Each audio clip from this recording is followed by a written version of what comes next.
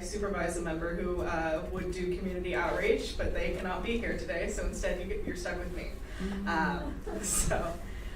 Without further ado, this is going to be a brief presentation that walks you through the refugee resettlement process, how somebody becomes a refugee, why they become a refugee, and then we're going to wrap up with what refugee life looks like here in Michigan, as well as give a little bit of background information for what happened in Afghanistan most recently this last year, and why that's come to touch so many of our lives here in West Michigan as well. All right, so we're going to start off first with a brief definition of who is considered to be a refugee. So this is the legal definition of who is considered to be a refugee that's set by the UNHCR. The UNHCR is a governing body of the refugee process that is affiliated with the United Nations. It stands for the United Nations High Council on Refugees. So their definition is someone who has fled their country of origin and is unable or unwilling to return due to a well-founded fear of being persecuted for reasons of race, religion, nationality, membership of a particular social group, or political opinion. So oftentimes we hear the word refugee used in a more casual sense, colloquially, in media. So for instance, we can hear sometimes about climate refugees, so people who a natural disaster affected them, or perhaps their home was particularly close to a coastline and became flooded, something of that nature. While we would consider them in a more casual sense to be refugees, they are not included in this legal definition. This legal definition is a very specific analysis of whether somebody has directly experienced violent conflict in their home or discrimination. All right. So that is the general sense of who is considered to be a refugee that applies to every single country that resettles refugees over in Europe, here in the United States, as well as countries like Australia and Canada. Here in the United States, though, we have a couple of specific protected refugee statuses for how they enter our borders. So the top one is that general refugee definition that was what we just talked about. The next one is an asylee. An asylee is a little bit different in how they come to the United States, but it's mostly the same in why they've arrived here. So a refugee, we would be involved in the process from the very beginning when they're in a second country, all the way to when they arrive at our borders. An asylee is a little bit different. They have already come to our borders saying it is unsafe for me to return home, I cannot, and I am petitioning for asylum here to enter the country on grounds of me being discriminated against or fearing for my life. We also have the Cuban and Haitian entrance status, which is a special protections status that we give to people of those two countries. That generally kind of mimics the asylum process and what their application looks like. We also have special immigrant visas, or SIVs as they're often called. These are people who helped us in the country of Afghanistan, usually as government informants.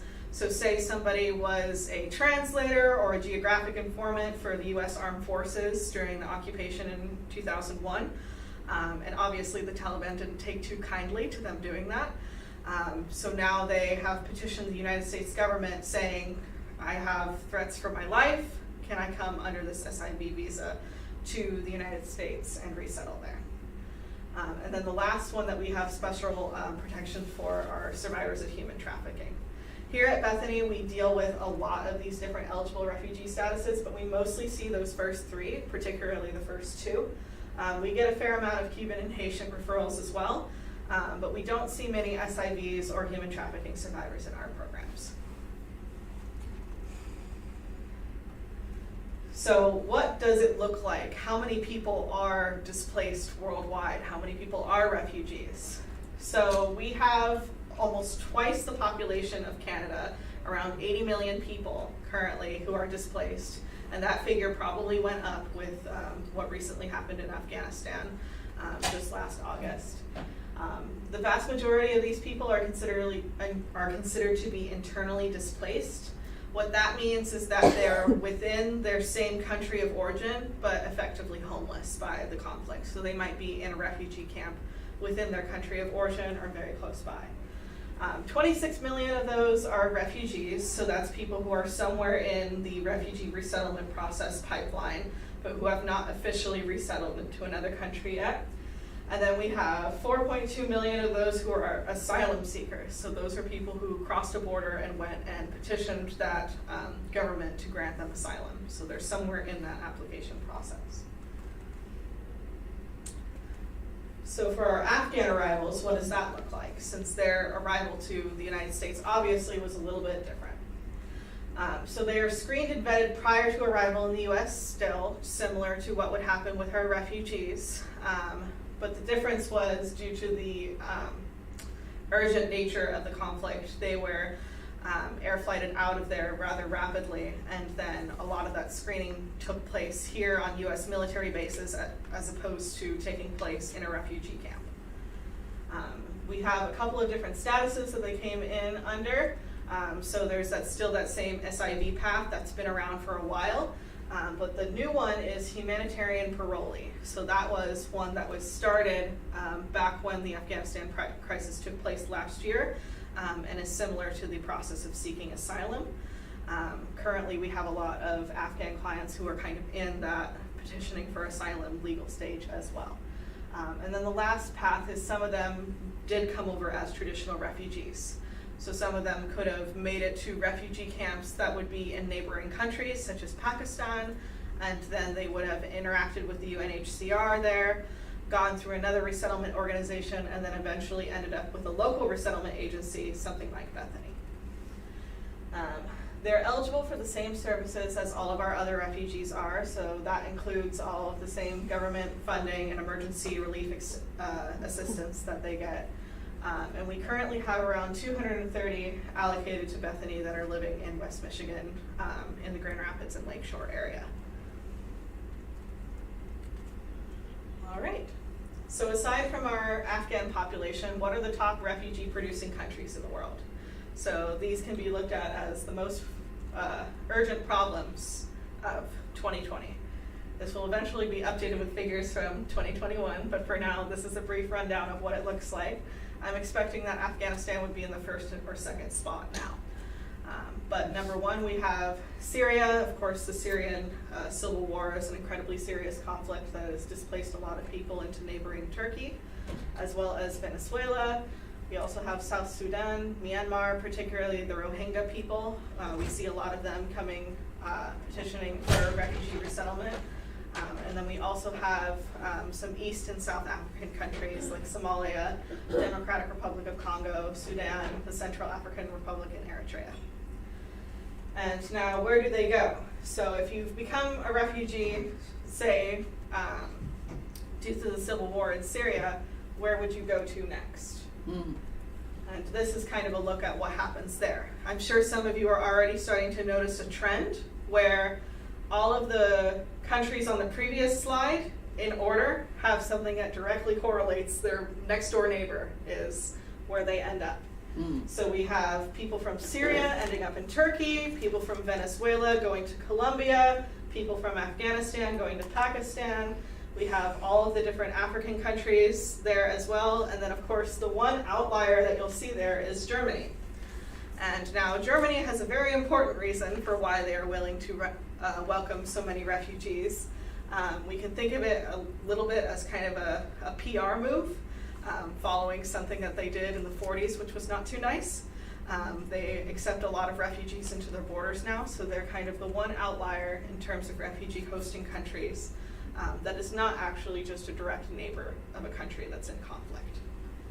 So obviously a lot of these neighboring countries are oversaturated with people fleeing into their borders. They don't have the resources themselves sometimes to take care of their own population, so taking care of more people is even more challenging, and that's why they end up going to yet even a third country. So sometimes people will end up bouncing from Syria to Turkey and then over into the United States or something similar.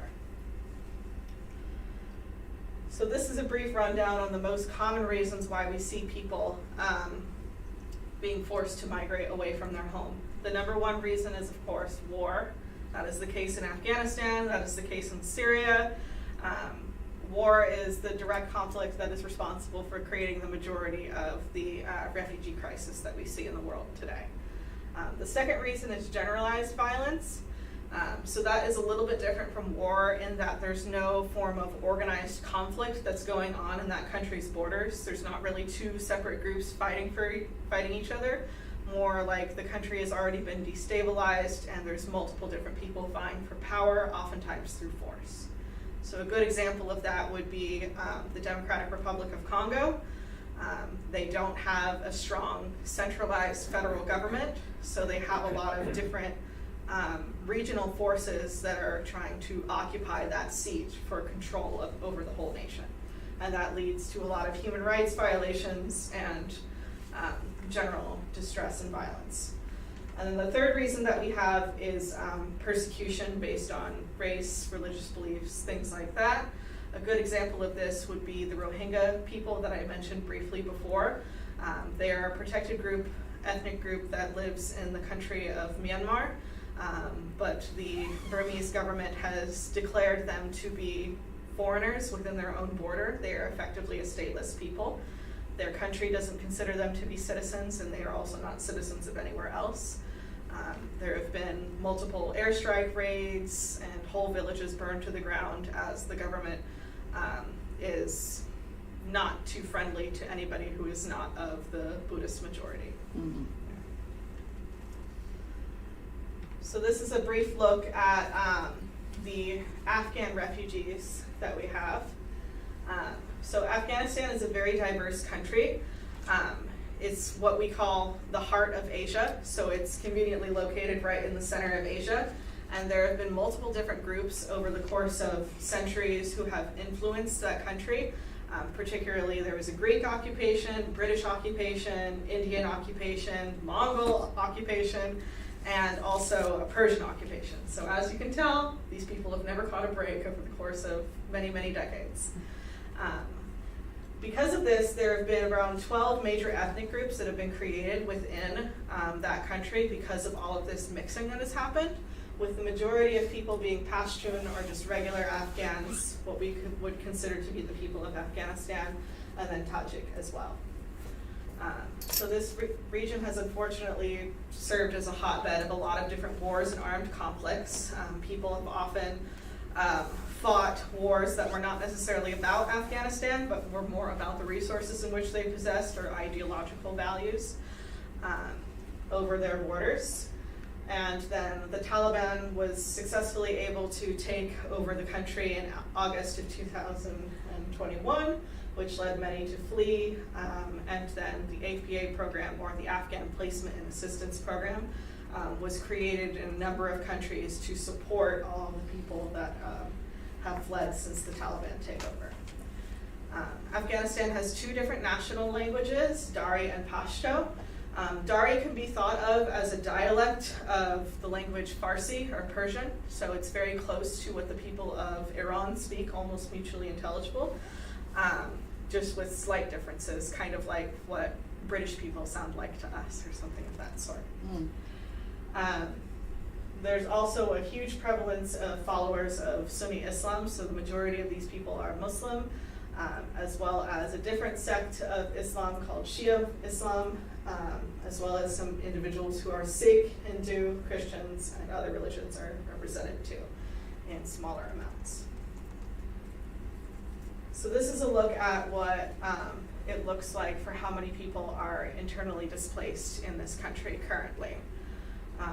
So these darker colors represent the most urgent conflicts. And this map was made directly when the Taliban takeover first took place.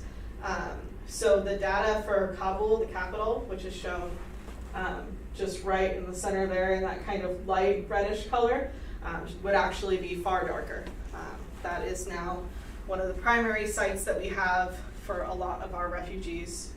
Were previously citizens of Kabul and now have migrated to West Michigan because of this conflict.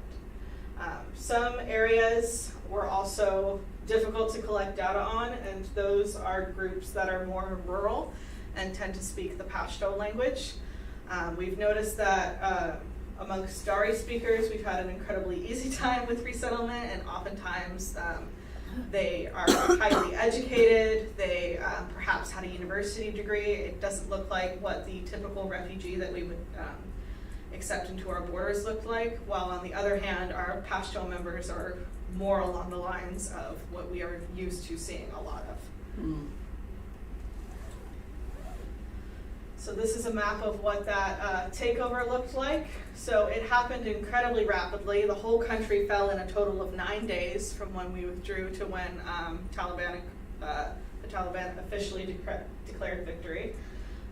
So it was just August 15th that Kabul fell, which meant that effectively the whole country was now controlled by the Taliban. And they succeeded because of how many different hotspots they had. These cities, particularly right here that are marked, that were very large in population, and they were able to take them over rather quickly. And then of course they can triangulate and capture the center of the country after all of that is taken care of. So because the Taliban had such an unusually strong presence in a lot of these areas, the Afghan National Army felt ill-equipped to deal with that. So instead of fighting, we saw that a lot of soldiers laid down their arms and surrendered the areas instead, and immediately began making preparations to get them and themselves and their families out of the countries. American military bases became overwhelmed by this crisis, and oftentimes our Afghan arrivals are lacking assistance to medical care and other necessities. We see people who were shot in conflict and who still have bullets in them coming into our borders. That is how urgent of a resettlement process we are talking about. So this is what it usually looks like when we're not talking about what happened in Afghanistan last year. Normally we see people who are fleeing the country, who are unable to live in a second country. So say my example of a Syrian refugee who left because the war destroyed their home. They go to Turkey.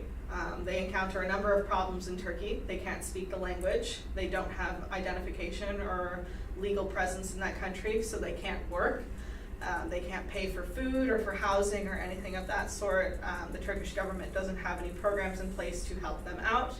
So then they end up in a refugee camp controlled by the UNHCR, and they petition the UNHCR to resettle them into a third country afterwards.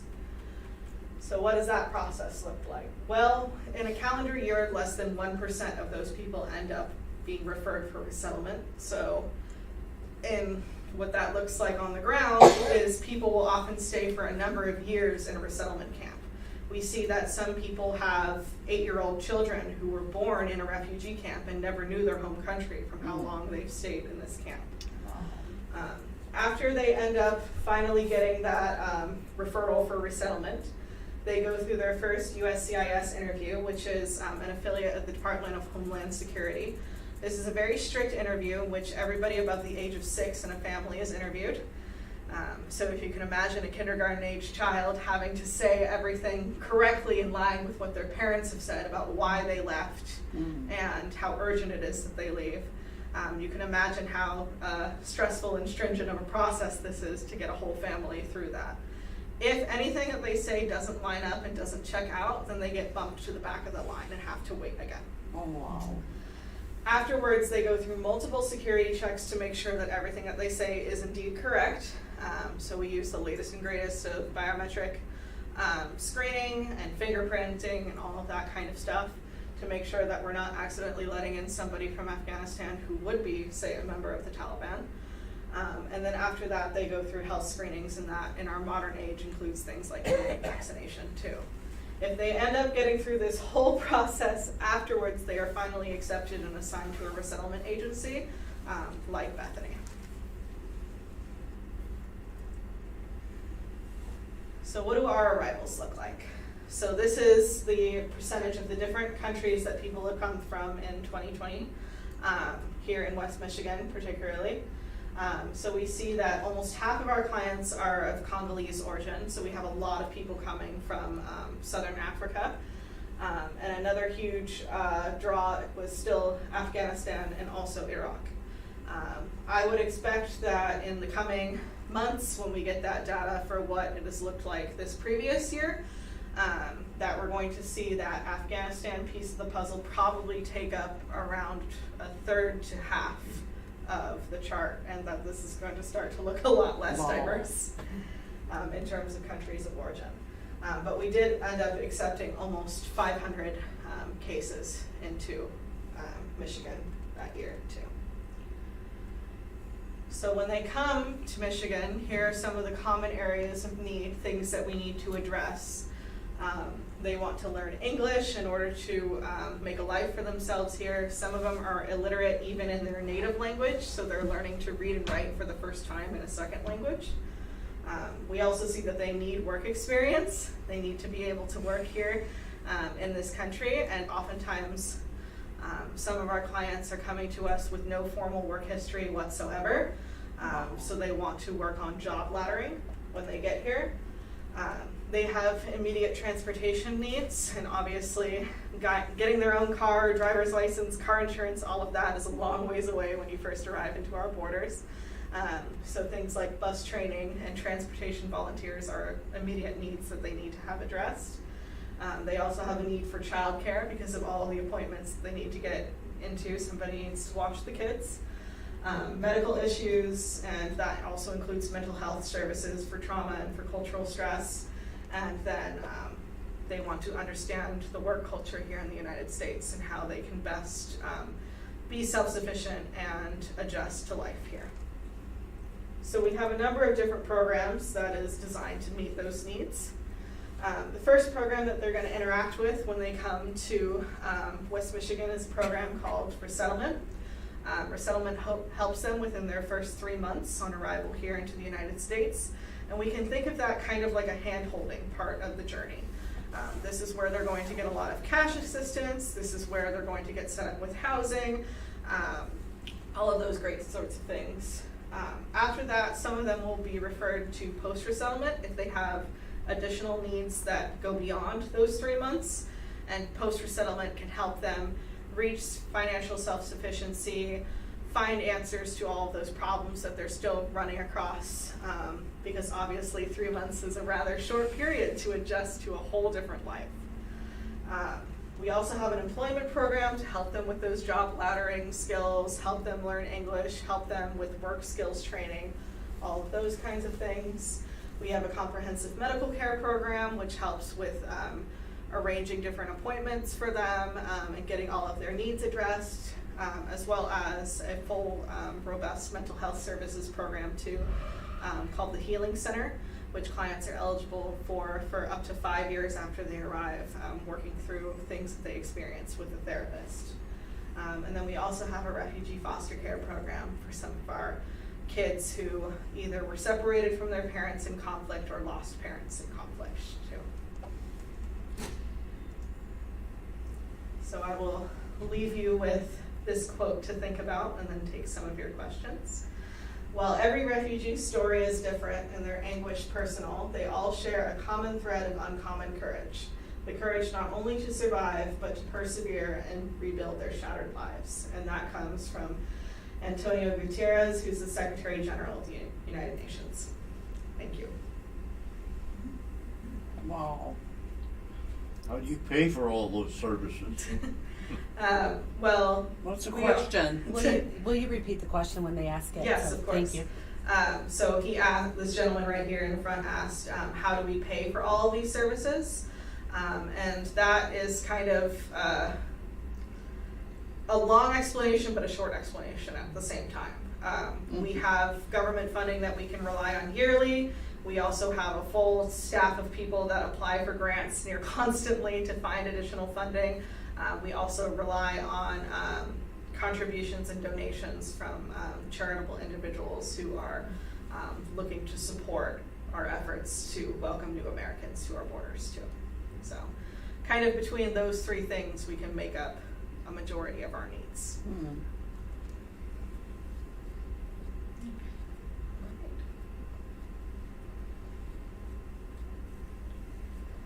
Any other questions? I'm promise I don't bite. Where did they go, like, to place them in homes? Yeah, that's a perfectly valid consideration that makes our housing coordinator have a rough time falling asleep at night sometimes. Because you need to have housing that is appropriate. Sometimes we get large families, particularly people of Congolese origin, can kind of have very big nuclear family units. So we're looking at family sizes of 8. Lots of those are younger kids who are not able to work. So then how can mom and dad support these 6 children? Wow. What can they afford in terms of housing? So we have a housing staff that works within that resettlement program for their first 90 days. Sometimes they get set up with a temporary housing situation, like a hotel or an Airbnb, while we figure out a place for them to live if we didn't have enough time, enough notice during their pre-arrival period to prepare for them. And then we look at opportunities where there's enough rooms in the house for the whole family, and that they can afford it when they become financially self-sufficient after that initial resettlement period. So we're not paying their rent a year down the line. And then I saw another hand up over here. Like, what is a typical, our church has sponsored an Afghan family, and the language barrier is a big thing. How do you adjust to communicate? How do you communicate? Yeah, of course. This woman over here asks, she mentioned that her church helps to sponsor a Afghan Arrival, and that the language barrier can be difficult to navigate sometimes. So how do we as staff do that? So there's a couple of ways that I can answer that.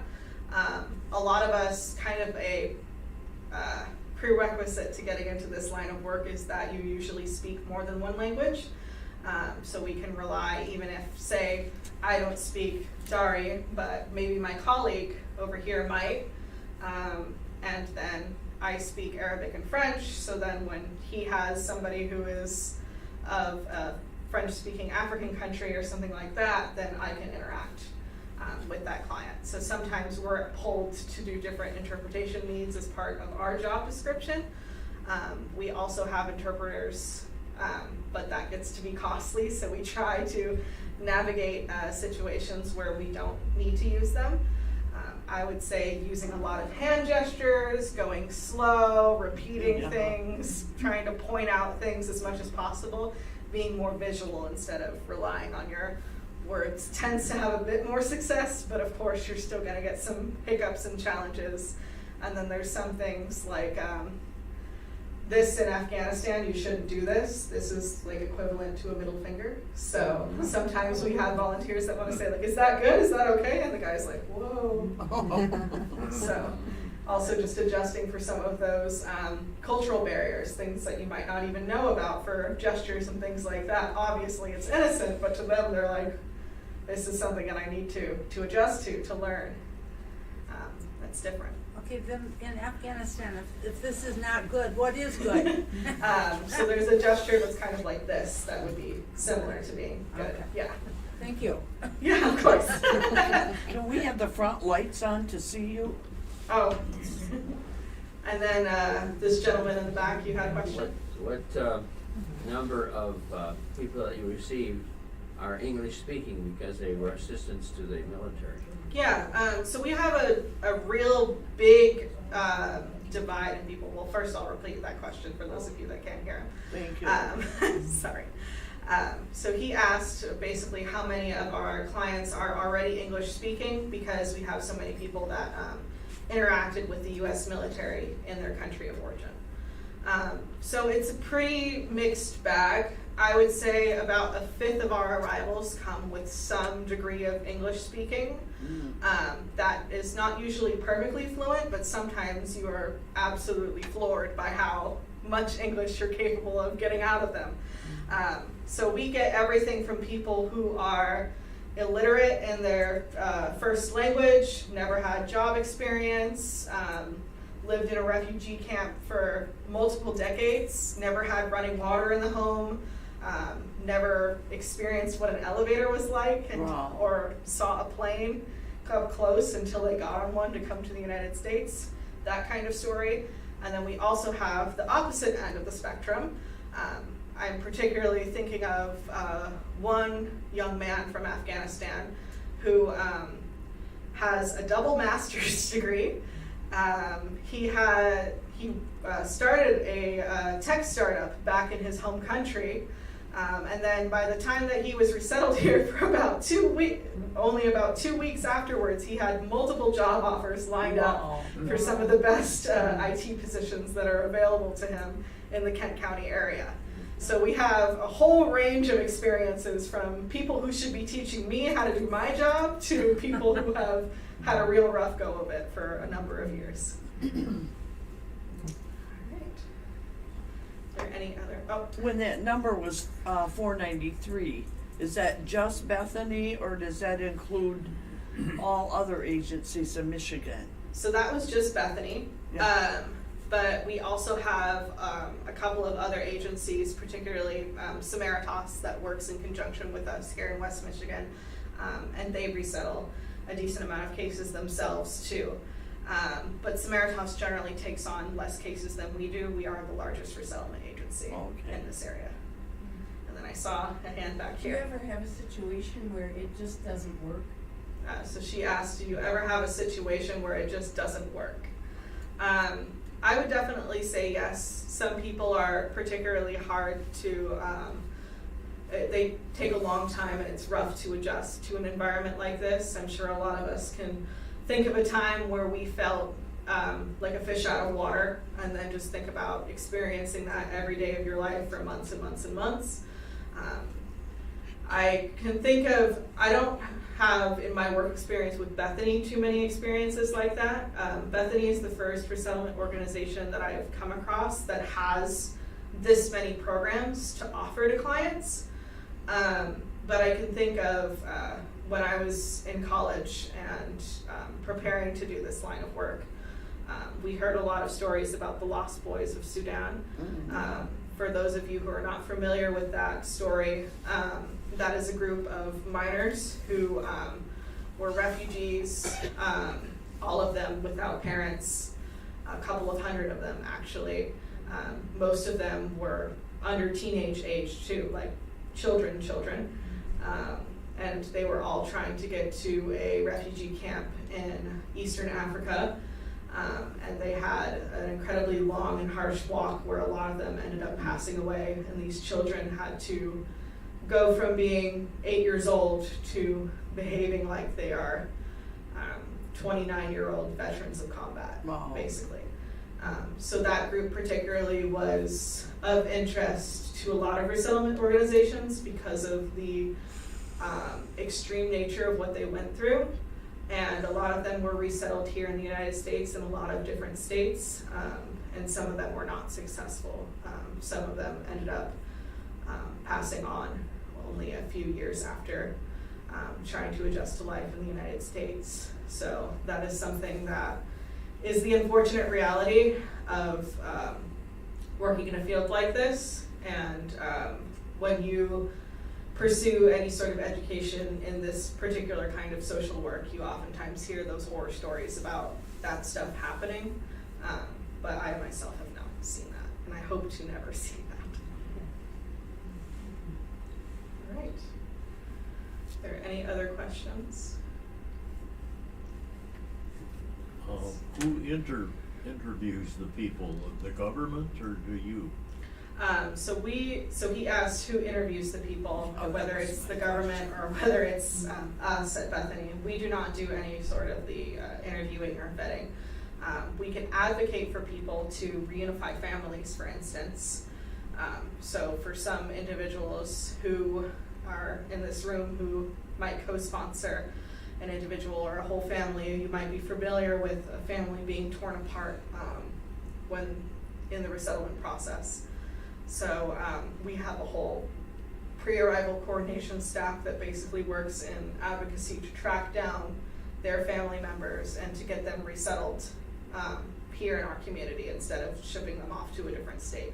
Because that is also a common concern. Sometimes people will leave, say, West Michigan and leave Bethany Christian Services and go to reunite with their family that was resettled in Florida. And then they need to partner with a resettlement agency down there instead. So the government, particularly the USCIS, does all of that interview and screening process, and then after those people are cleared, then they are referred to different resettlement agencies like Bethany. Wow.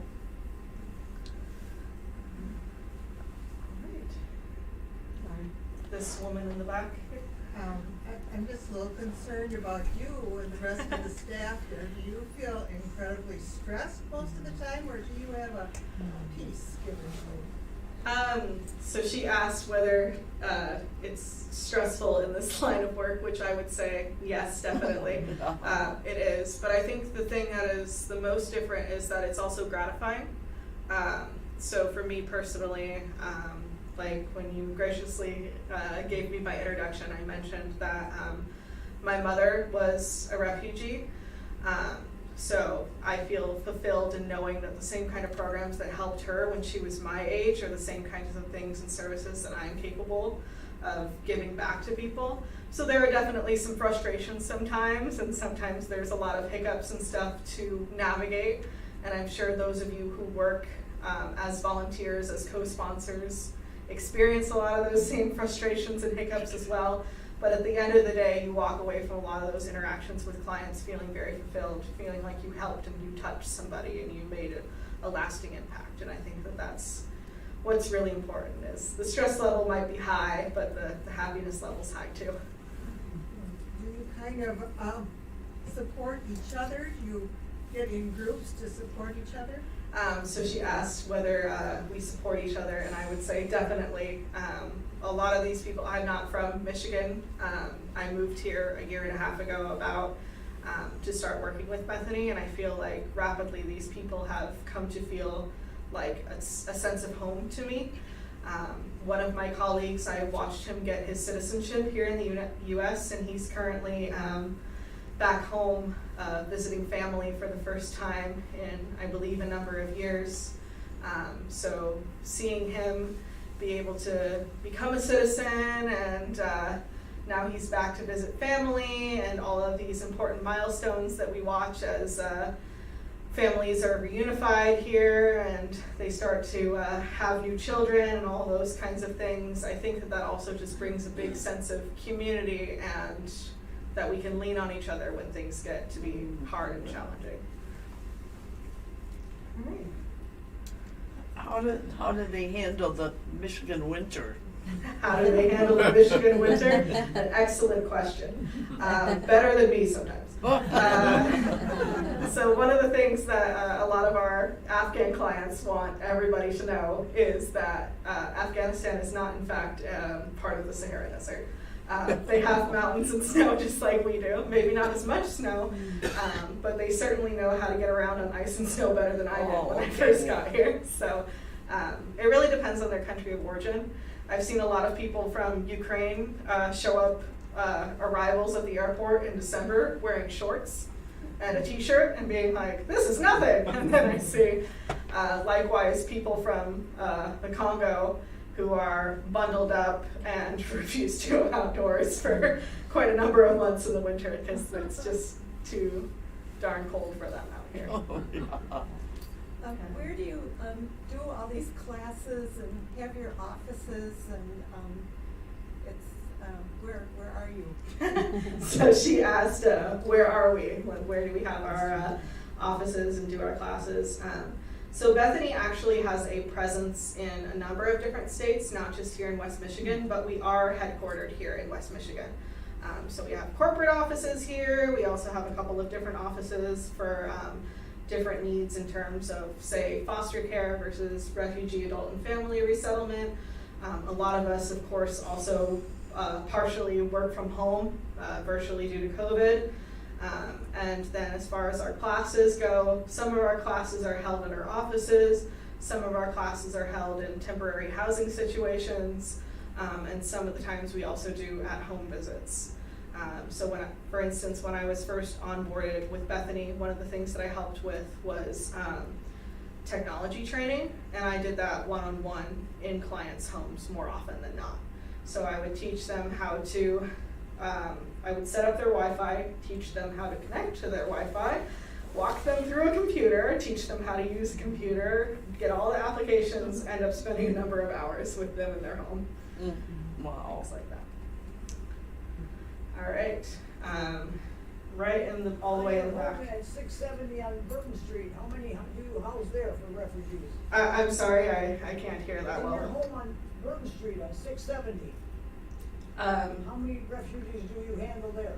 Oh yeah, so he asked for our 670 Burton Street offices, how many refugees we house there.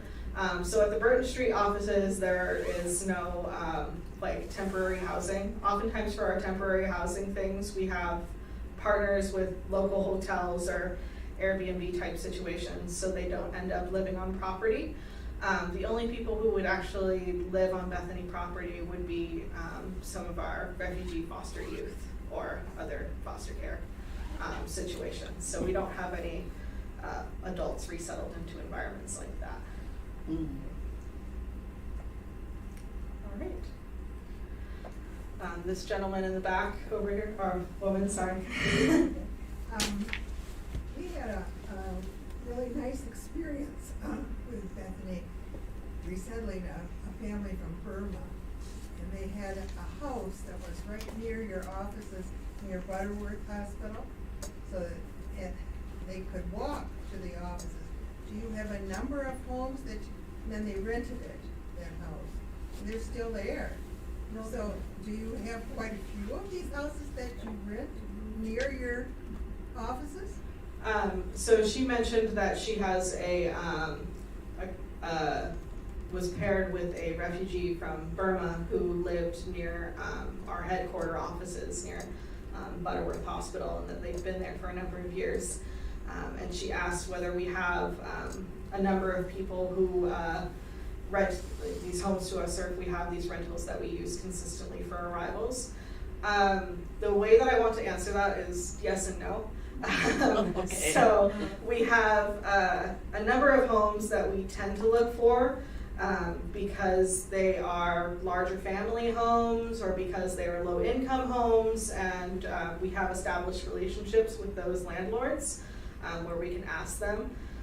Another consideration with housing is sometimes people are less than willing to rent a home to somebody who is not of origin of the United States, and it's not necessarily for discrimination reasons. Sometimes it's because they had a bad experience with refugee tenants in the past. So one of the things that I can think of off the top of my head is when I first started in refugee resettlement back in Utah, we had a family that caused I want to say a couple of $1,000s worth of water damage to their house because they were consistently washing their clothes in the bathtub and then leaving spills of water at the base of the bathtub, and then the whole floor just started to decay and mold. Yeah. So with an experience like that, obviously a tenant isn't going to be too jazzed about us being like, hey, you just, these people just moved, can we move more refugee clients into this home again? And they're like, yikes, no. So in situations like that, what we often see is that we have to prove to our landlords, these community relations that we were trying to maintain, we have to prove to them that these people are being educated in hygiene and household maintenance and all of those things, so it comes back onto our cultural orientation and education staff to make those landlords and tenants more comfortable with the situation at hand. So we definitely have some landlords that have had endless positive experiences with us that are able to just say, okay, this family moved out after their year, you have a new family for us coming on in, we'll take them. But then on the other hand, we have some that are a one and done type deal where it's once that family moves out, I'm not doing this again and I don't want to do this again. So it really depends. Sometimes we do have those lasting relations where I see the same address in use multiple times for different clients, and then other times it's an address is once there and then no more in our system kind of situation. It depends. Mm. All right, follow-up question? Or, What about food in terms of what they're used to compared to what was available here? How do Yeah. you get the special food items that they like? yeah, so this gentleman asked about food, so what it's like for them food-wise, getting things that they're used to. So definitely one of the biggest things to consider is that we actually have a number of local ethnic grocery stores. One of our offices that deals a lot with refugees is very close to a supermarket that's on Kalamazoo called Mediterranean Island, if any of you are familiar with that. It's a pretty large Middle Eastern and Asian supermarket where they can get things like halal meat, so things that are butchered according to Muslim standards. So sometimes I'll volunteer to do a client transport, say they need to go to therapy at our offices, so I drive them from their home to therapy. Afterwards I take them grocery shopping and then I take them back home. Oh. Very convenient. So there's things like that that end up working out. Some of them don't have that many dietary restrictions or concerns depending on what population they come from. So you'll see them popping around Meijer or Target or all the other places that we're used to shopping to. It really just depends. But thankfully we do have options for those in our community that need them. All right. How do you address the issue of furnishing the homes? So this woman in the back over here asked, how do we address the issue of furnishing the homes? And I will say, through the kind and generous donation of people like you, that is how we furnish those homes. Okay. So we have people who work in the housing department who drive a truck around. They collect what's called in-kind donations, so things like couches and tables and chairs and all of that, and then we end up storing them for future use. Oftentimes they don't see too much life in the storage unit before they're needed to be pushed out the door and put into homes. So it's a lot of generous donations end up furnishing their homes, as well as sometimes cash contributions. We end up shopping for the clients and bringing them stuff too. All right. Wow. Any further questions?